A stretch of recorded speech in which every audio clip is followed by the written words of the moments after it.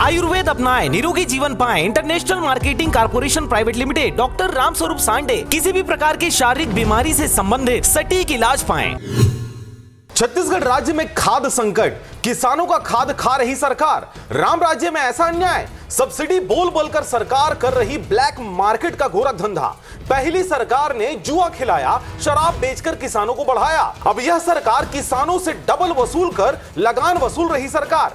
किसान पुत्र होने के नाते अगर आपको किसानों के प्रति थोड़ी सी भी सहानुभूति है तो कृपया इस वीडियो को पूरा देखें। नमस्कार, मैं हूं पुखराज सिंह और आप देख रहे हैं आरजे रमझाझर न्यूज छत्तीसगढ़। 3100 रुपए प्रति क्विंटल धान खरीदने वाली भारतीय जनता पार्टी की सरकार ने किसानों के हौसले तोड़ने के लिए हर संभव प्रयास किया। यही वजह है कि सरकारी समिति और छोटे प्राइवेट डिस्ट्रीब्यूटर्स की झोली से यूरिया खाद गायब हो गई है और ब्लैक मार्केट का बोलबाला देखा जा रहा है। निसंदेह सूत्रों की माने तो भारतीय जनता पार्टी का यह खाद वाला ब्लैक मार्केट भूपेश सरकार के शराब और सट्टा मामले से भी कई गुना आगे बढ़ चला है। डीएपी, यूरिया, राखड़, पोटाश सबके रेट हुए दुगने, पर सरकार ने अपना पल्ला झाड़ते हुए किसी भी प्रकार की कोई समस्या होने से साफ साफ मना कर दिया है। और यही बात किसान हितैषी बनने वाली भारतीय जनता पार्टी का दोगलापन फिर से उजागर कर रहा है। व्यापारी हितैषी यह सरकार किसानों के खाद का पैसा व्यापारियों के रास्ते खुद के जेब में भरने का गोरख धंधा भारतीय जनता पार्टी की आम हो गई है। गरुआ और दरुआ सरकार वाली एपिसोड अगर आपने नहीं देखा है तो कृपया इस आई बटन पर क्लिक कर उस वीडियो को जरूर देखें। वीडियो के डिस्क्रिप्शन में भी यह लिंक मिल जाएगा। और एक निवेदन आपसे भी है